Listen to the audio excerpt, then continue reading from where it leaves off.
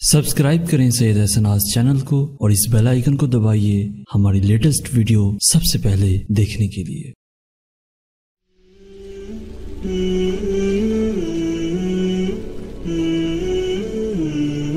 بسم اللہ الرحمن الرحیم۔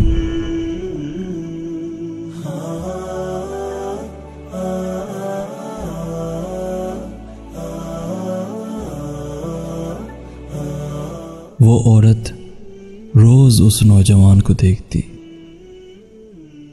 لیکن وہ بغیر اس کی طرف دیکھے سر جھکا کر اس کی گلی سے گزر جاتا۔ دیکھنے میں وہ کسی مدرسے کا طالب علم لگتا تھا،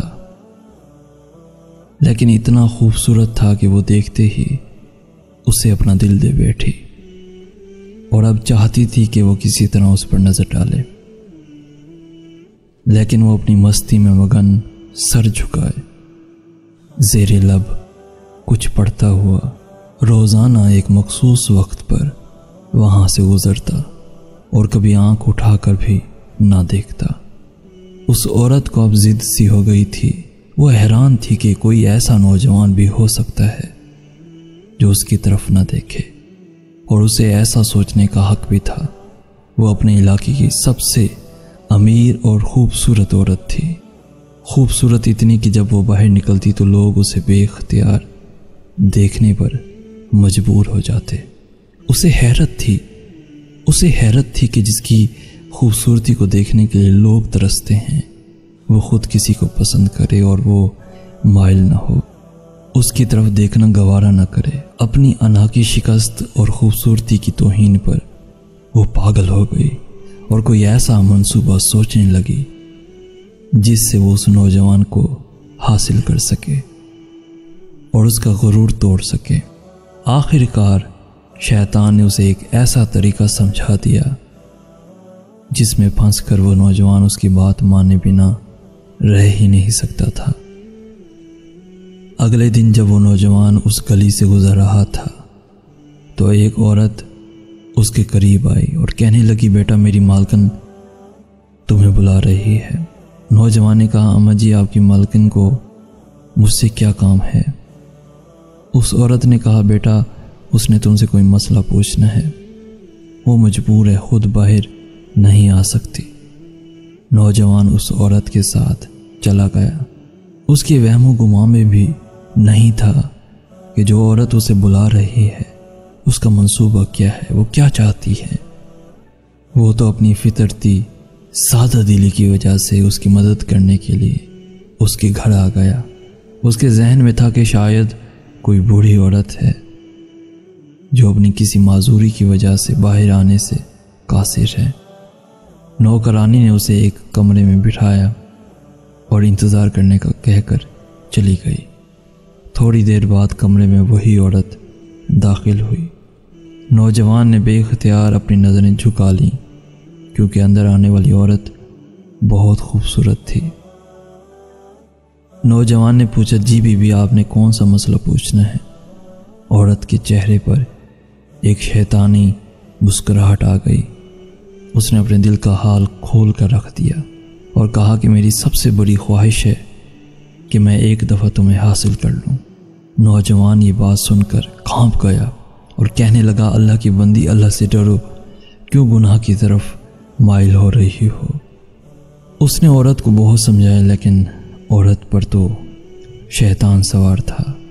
اس نے کہا، یا تو تم میری خواہش پوری کرو گے یا پھر میں شور مچاؤں گی کہ تم زبردستی میرے گھر میں داخل ہوئے اور میری عزت پر حملہ کیا۔ نوجوان یہ بات سن کر بہت پریشان ہوا۔ اسے اپنی عزت کسی بھی طرح محفوظ نظر نہیں آ رہی تھی۔ اس کی بات مانتا تو گناہ گار ہوتا، نہ مانتا تو لوگوں کی نظر میں برا بنتا۔ وہ علاقہ جہاں لوگ اس کی شرافت کی مثالیں دیا کرتے تھے، وہاں پر اس پر اس قسم کا الزام لگ جائے یہ اسے گوارا نہیں تھا۔ وہ عجیب مصیبت میں پھنس گیا تھا۔ دل ہی دل میں وہ اپنے اللہ کی طرف متوجہ ہوا اور اللہ سے مدد چاہی تو اس کے ذہن میں ایک ترکیب آ گئی۔ اس نے عورت سے کہا کہ ٹھیک ہے، میں تمہاری خواہش پوری کرنے کے لیے تیار ہوں، لیکن پہلے مجھے بیت الخلاء جانے کی حاجت ہے۔ عورت نے اسے بیت الخلاء کا بتا دیا۔ اس نوجوان نے اندر جا کر ڈھیر ساری غلاظت اپنے جسم پر مل لی اور باہر آ گیا۔ عورت اسے دیکھتے ہی چلا اٹھی، یہ تم نے کیا کیا ظلم؟ مجھ جیسی نفیس طبیعت والی کے سامنے اتنی گندی حالت میں آ گئے، دفع ہو جاؤ، نکل جاؤ میرے گھر سے۔ نوجوان فوراً اس کے گھر سے نکل گیا اور قریب ہی ایک نہر پر اپنے آپ کو اور اپنے کپڑوں کو اچھی طرح پاک کیا اور اللہ کا شکر ادا کرتا ہوا واپس مدرسے چلا گیا۔ نماز کے بعد جب وہ سبق پڑھنے بیٹھا تو تھوڑی دیر بعد استاد نے کہا کہ آج تو بہت پیاری خوشبو آ رہی ہے۔ کس طالب علم نے خوشبو لگائی ہے؟ وہ نوجوان سمجھ گیا کہ اس کے جسم سے ابھی بدبو گئی نہیں اور استاد جی طنز کر رہے ہیں۔ وہ اپنے آپ میں سمٹ گیا اور اس کی آنکھوں میں آنسو آ گئے۔ تھوڑی دیر بعد استاد جی نے پھر پوچھا کہ یہ خوشبو کس نے لگائی ہے، لیکن وہ خاموش رہا۔ آخر کار استاد نے سب کو ایک ایک کر کے بلایا اور خوشبو سونگھنے لگے۔ اس نوجوان کی باری آئی تو وہ بھی سر جھکا کر استاد کے سامنے کھڑا ہو گیا۔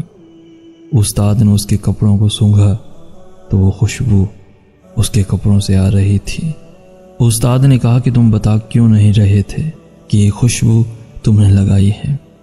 نوجوان رو پڑا اور کہنے لگا، استاد جی اب اور شرمندہ نہ کرے، مجھے پتہ ہے کہ میرے کپڑوں سے بدبو آ رہی ہے، لیکن میں مجبور تھا۔ اور اس نے سارا واقعہ استاد کو سنایا۔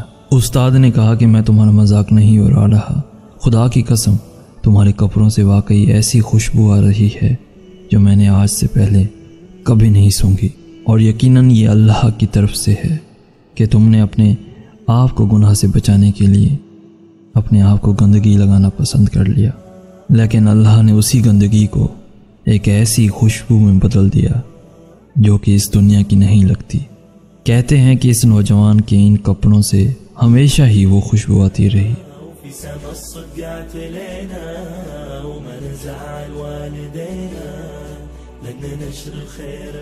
اگر آپ کو یہ میسج پسند آیا ہے تو اپنے دوستوں کے ساتھ ضرور شیئر کیجیے گا، اور ہمارا ساتھ دیتے ہوئے ہمارے اس چینل کو ضرور سبسکرائب کیجیے گا تاکہ ایسی ہی ویڈیوز روزانہ آپ کے لیے لاتے رہیں۔